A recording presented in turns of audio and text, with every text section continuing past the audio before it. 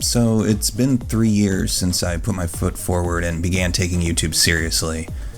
It was the day I released my first game analysis video, after months of random Let's Plays and review videos, none of which were remotely good. I released my detailed analysis of the Dishwasher Vampire Smile and Game Control. And I think I did alright. I mean, yeah, it's kinda rough, but I think it was a good first step. Seriously, fast forward 3 years and boy has this channel grown. I guess you could say I came out of my shell and started taking things seriously in this whole YouTube thing. Really, I can't thank everyone enough for their support. Yeah, that's not what you came to see, is it? Well, that's fair. 3 years is a long time, and I think this occasion deserves some curveballs. As many of you know, and probably came to my channel for in the first place, I'm quite the Danganronpa fan. My two most popular videos are on the Danganronpa series, so I think it's only fitting that 3 years and a ton of hard work later, I tackle another title from that series. I know some folks are hoping for a deeper dive into Danganronpa 2 Goodbye Despair, but that's gonna have to wait a while. No, we're taking a look at that other game, the one so many people just want to forget exists. Yeah, we're going there. It's time to check out Danganronpa Another Episode, Ultra Despair Girls. As I said at the beginning, this video will not be spoiler-free. While I've made efforts to avoid spoilers in my Danganronpa videos in the past, I didn't want to make this one spoiler-free, mostly because, after considerable feedback, I think this one should be able to cover everything without navigating that spoiler minefield. And even if I did want to make this spoiler-free, I don't think I even could. Ultra Despair Girls is so dependent on the lore of past games that trying to keep everything under wraps is outright impossible. I mean, the fucking box art is a spoiler. So, if you haven't played Danganronpa 1, 2, or Ultra Despair Girls, I'd advise you to play them to get the optimal experience in this video. And in the case you simply don't care about spoilers, note that I will be referring to past Danganronpa games, so there will be lore discussed that you might not be familiar with, if you haven't experienced these games before. So with everything out of the way, let's see what makes this game tick. Welcome to Danganronpa Another Episode, Ultra Despair Girls. Ultra Despair Girls is the Danganronpa series' first real effort toward a spin-off game. Sure, there were some smaller titles featuring Danganronpa characters released, but not to the level that Ultra Despair Girls was created. Helmed by series mastermind Kazutaka Kotaka and directed by Shun Sasaki, the game was pitched as a more action-focused title, a far cry from the mystery-solving courtroom drama of previous games. Kotaka's scenario of two characters trying to escape a looming despair was what drove the game towards realization. Surprisingly, Kotaka spent a considerable amount of time on the story and characters, which, for most spin-offs, was pretty unorthodox. During my research, I was surprised to hear just how closely Kotaka was in development of Ultra Despair Girls, at least from a narrative perspective. This, by all accounts, was a purely Danganronpa game, and it was admittedly difficult for me to come to terms with that fact. Taking place between the events of the first two games, Danganronpa Ultra Despair Girls follows Komaru Naegi, the sister of the first game's protagonist, Makoto Naegi. As alluded to in Danganronpa 1, Komaru was taken from her home prior to the tragedy and imprisoned in an apartment in the island city of Towa since. After months of being trapped, Komaru's apartment is attacked by Monokuma robots, forcing her to escape. Things get even tenser when Byakuya Togami of Future Foundation and the killing game of Danganronpa 1 arrives and gives Komaru a hacking gun, telling her to run as he stays behind to fight the Monokuma, only to be captured himself. Komaru is eventually captured by Monokumas and brought to an airship run by 5 kids, the Warriors of Hope, who aim to cleanse the world of adults so they can construct a paradise for children. Komaru is then bound by a trigger bracelet and forced to participate in the demon hunting, where the children compete to see who can kill the adult. After being released into the city, Komaru is saved by Toko Fukawa, specifically her psychopathic alternate personality, Genocide Jack. Toko, still treated as an intern at Future Foundation, snuck onto a transport to Towa City. With Byakuya reportedly captured, Toko is out to find him, while Komaru is out to find a safe escape from the city. The story in Ultra Despair Girls actually holds itself to many of the same themes and directions as the visual novels. The lingering element of hope versus despair is, to no surprise, omnipresent throughout the campaign. It's the bread and butter of the series, and I do think it's presented through its characters in a familiar but entertaining way. I've always found Danganronpa to have amazing casts. Even the characters I downright despised always found some way to surprise me, whether in future likability or simply having a level of dynamics and unpredictability. That's a key component to Danganronpa as a series, pushing characters to their limit and fleshing out their best or worst traits for the sake of a compelling dynamic story. It's always been effortlessly good at this. First, there's Komaru. Unlike her brother Makoto, Komaru is very ordinary. She doesn't have a special skill and isn't an ultimate anything, but that's not necessarily to her detriment. Komaru is a bit naive, especially considering how she's roped into a dangerous environment like Towa City. While she's desperate to find the good in people and can say things matter-of-factly, she very rarely exerts an aura of annoyance. Even in the cringiest of moments, Komaru is just great. She's a likable protagonist, and I think that's the least I could ask for in a game like this. Still, her development is rocky. There are multiple times throughout Ultra Despair Girls where Komaru is forced to overcome a roadblock in her journey, but these occur so much as the story unfolds that they eventually lacked any sort of meaningful impact. Only in the game's last hours does Komaru really branch out and really evolve her character. After so many moments of personal growth and desire to keep moving, the whole idea starts to lose its force, and I think Komaru suffers as a character because of this. I think there could have been more opportunities taken to give Komaru some kind of unique style to her personality. One moment where this works is when Komaru takes on a challenge by one of the Monokuma kids. She gets this brash, riddle queen personality, bragging when she completes the challenge, and it was so out of her relatively passive character that it held a bit more weight than I was used to. Even in the first leg of the game, she acts like this, and it's just plain great. By the end of the game, Komaru is fully self-sufficient when it comes to her own personal power, even changing her idol animation to something confident and prepared. I just wish the arc was performed with a little bit more nuance. She's a bit too typical. Toko, on the other hand, is blatantly atypical.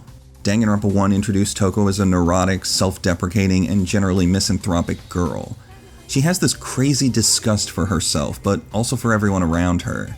She's suspicious when people treat her nicely, and volatile when people treat her poorly. Her only core goal is to be with an attractive and dominating man, and Byakuya Togami fits her bill. While the traditional writer stereotype might be bookish, reserved, and subtly polite, Toko is anything but that. She is an elitist, condemning any literature that might not reach her high standards, while being self-deprecating as some kind of defense against backlash. Really, Toko is just as high and mighty as the man she's chasing throughout the entire game, just in a totally different way. But Toko is easily the best character in the game, even though she had considerable spotlight in the first Danganronpa. Toko's interactions with Komaru are barbed and insulting, despite being her companion for a large part of Ultra Despair Girls, and it makes for a weird sort of senpai-kohai dynamic. A majority of the dialogue between Toko and Komaru is rich with an entertaining tension. I can say without hesitation that the greatest success this game's script accomplishes is fleshing out Toko as a character. She has one of the most impressive arcs I've seen in the entire series, all capped off by dialogue that's meant to show her mixture of elitism and personal insecurity. This all comes to a head with Toko's alternate personality, the hyperactive psychopath Genocide Jack. This murderous alter ego is expressive, chaotic, and just a firecracker of a character, but at the same time she shares many of Toko's own quirks. They're both obsessive over the guy they're after, insulting to whoever might inconvenience them, and all in all, they're two sides of the same coin. That repressed id that Genocide Jack represents works wonders when a part of Toko's character, as all of the things you never expect Toko to do are performed with a sinister grin when under Genocide Jack. It's a little bit of a trope, but the parallels are so refined and so entertaining that I can't help but smile anytime either one of Toko's personalities is on display. She really steals the show in Ultra Despair Girls. As for the other characters in the game, I do think they are underdeveloped. Very few of them struck out with something unexpected. The Resistance leader Haiji does little to validate his own sense of justice, Shirokuma and Kurokuma are charismatic but very one-dimensional plot fodder, and the subtle nods to the family members of the characters in Danganronpa are just that, subtle nods.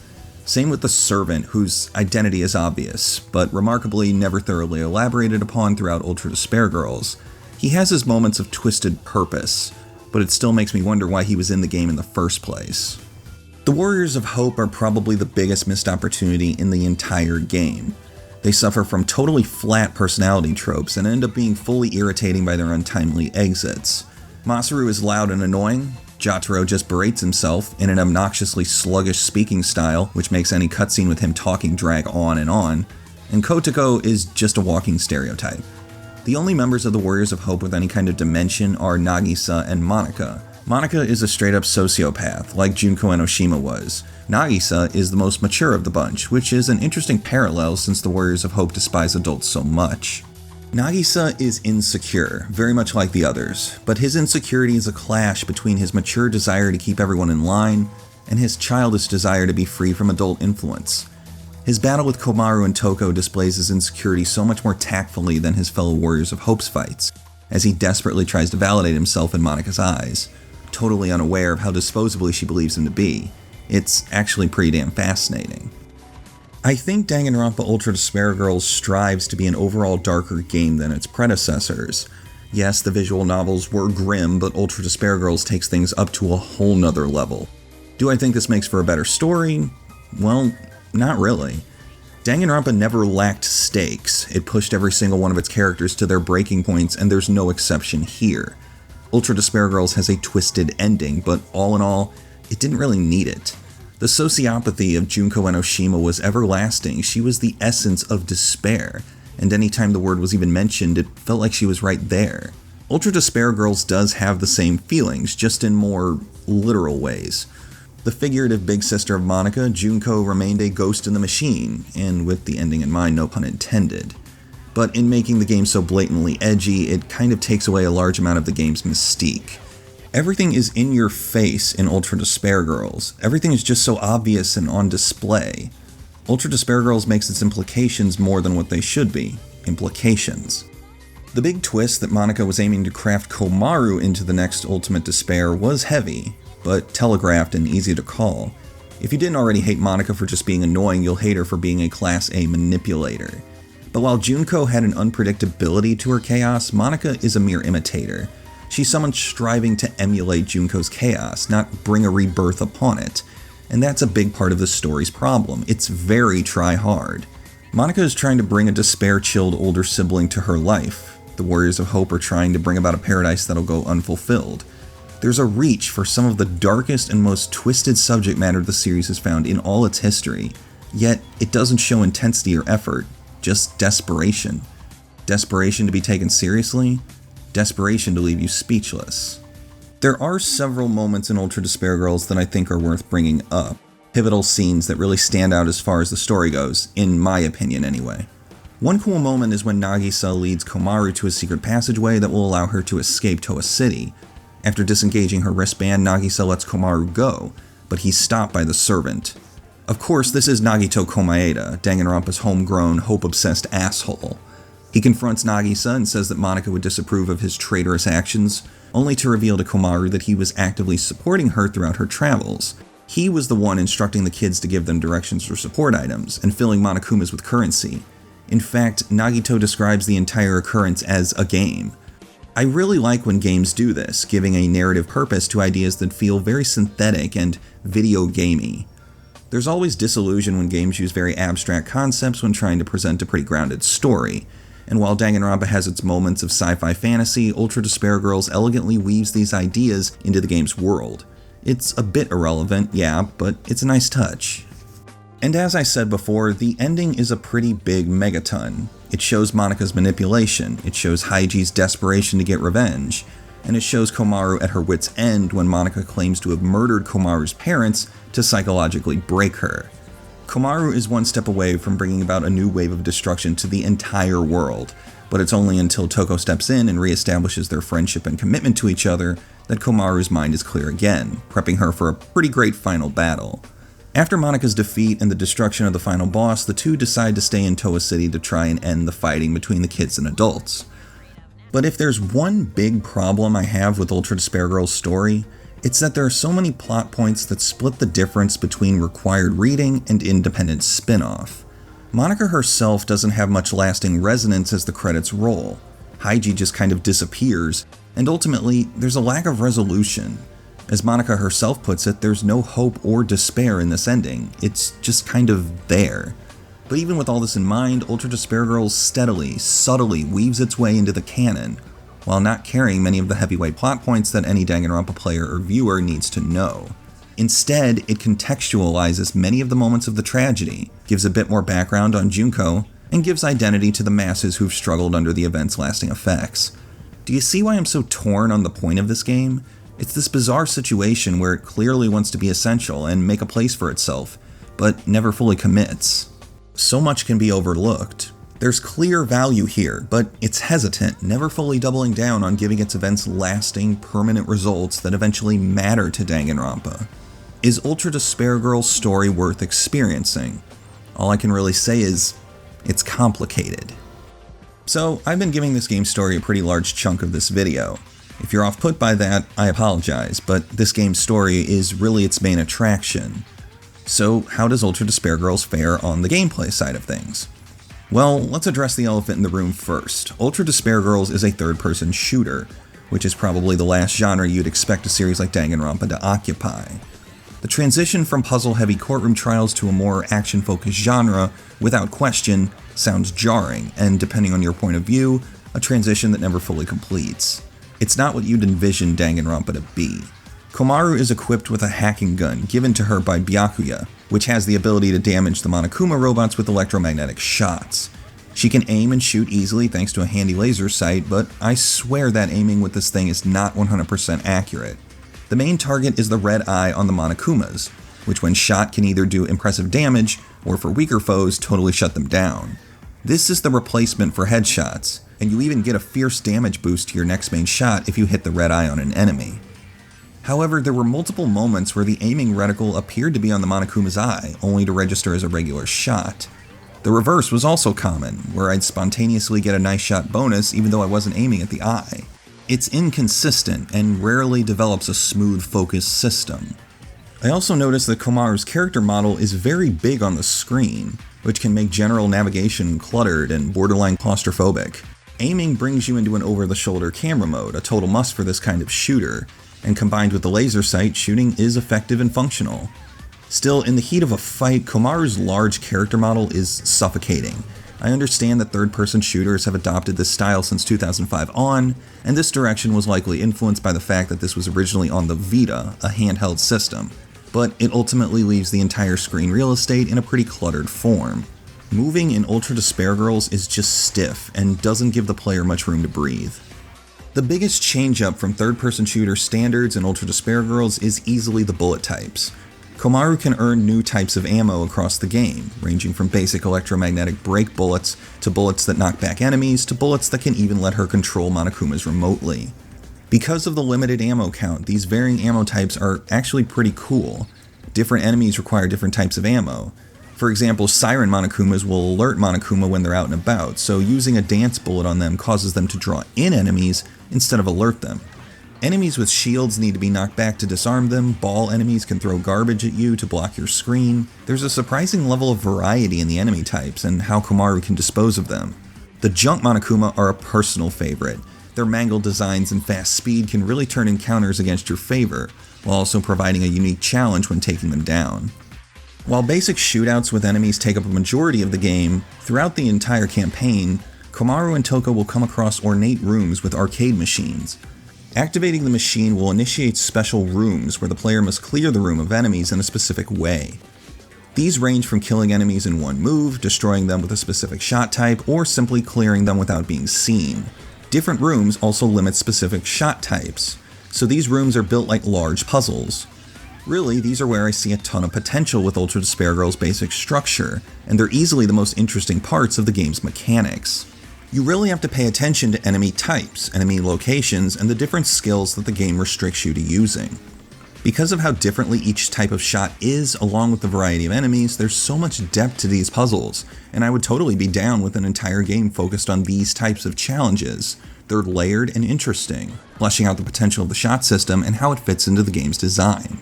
You can simply ignore the challenge objectives and clear out enemies guns blazing, but these rooms, along with how you play in the main sequences and how diligently you explore for secrets, are compiled into a grading system.